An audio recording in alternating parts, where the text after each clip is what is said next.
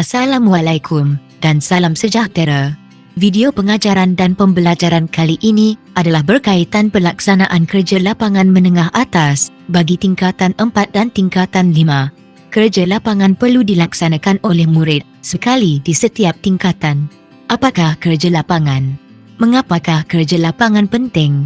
Kerja lapangan membolehkan murid memahami ilmu geografi seperti kemahiran geografi fizikal dan geografi manusia yang telah dipelajari di dalam bilik darjah dengan lebih jelas kerana murid dapat membuat hubung kait dan melihat contoh yang sebenar.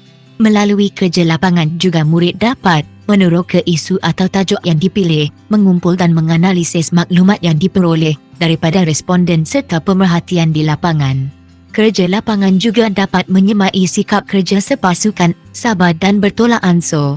Selain itu, murid turut memperoleh kemahiran membuat keputusan dan menyelesaikan masalah dalam menghadapi cabaran.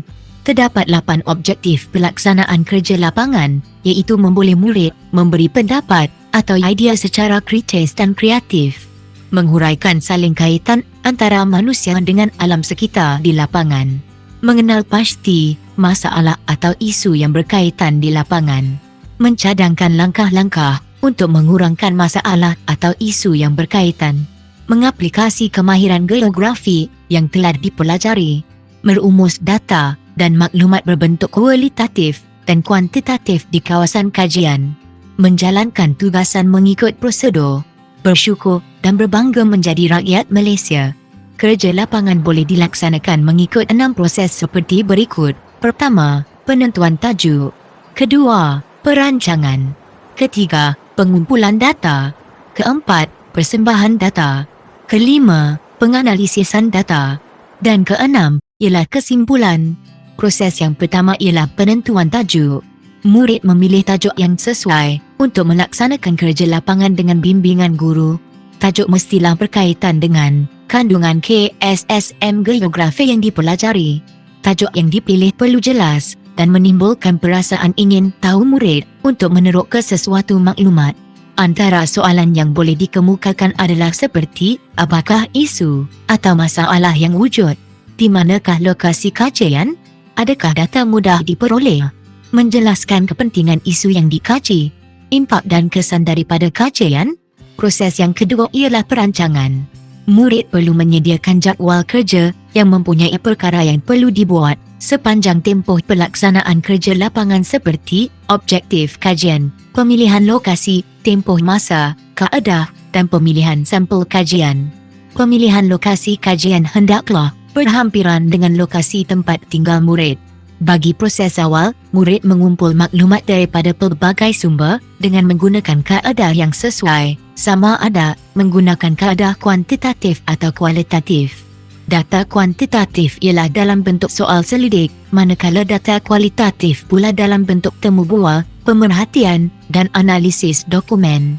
Selain itu, aspek keselamatan perlu dititik beratkan sepanjang melaksanakan kerja lapangan. Sekiranya kerja lapangan melibatkan premis atau kawasan persendirian, murid perlu mendapatkan kebenaran dan mematuhi prosedur yang ditetapkan oleh pihak yang berkenaan. Ini adalah contoh perancangan yang perlu dilakukan oleh murid. Murid boleh berbincang dengan guru semasa merancang mengikut keadaan dan keperluan murid. Bagi pemerhatian kawasan kajian, murid boleh menggunakan pelbagai aplikasi mengikut kemampuan dan kemahiran murid-murid. Proses yang ketiga ialah pengumpulan data.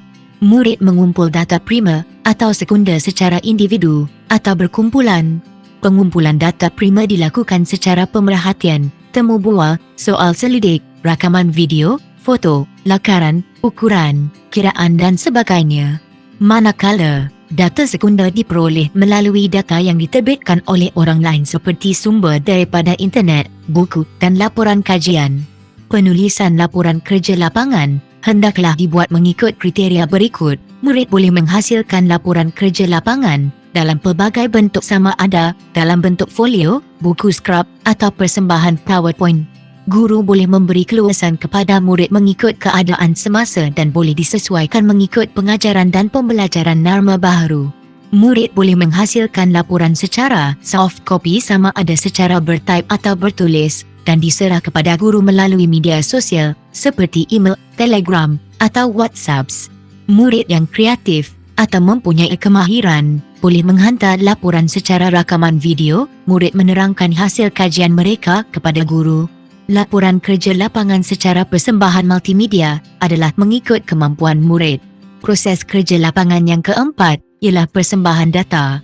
Murid mempersembahkan data yang telah dikumpul dari kerja lapangan dalam bentuk jadual, rajah dan graf yang sesuai. Seterusnya, proses yang kelima ialah penganalisisan data. Data kuantitatif yang dikumpulkan melalui soal selidik dianalisis untuk mendapatkan jumlah, purata, teratus dan sebagainya. Manakala, data kualitatif yang dikumpul melalui temu bual, pemerhatian dan analisis dokumen dianalisis berdasarkan keperluan kerja lapangan. Proses melaksanakan kerja lapangan yang terakhir ialah kesimpulan. Murid membuat rumusan kajian berdasarkan data atau maklumat yang diperolehi. Pelaporan kerja lapangan mesti mengandungi perkara seperti berikut. Pertama, tajuk. Kedua, objektif kajian. Ketiga, kawasan kajian. Keempat, kaedah kajian. Kelima, persembahan data dan maklumat. Dan keenam ialah kesimpulan. Sekian, terima kasih.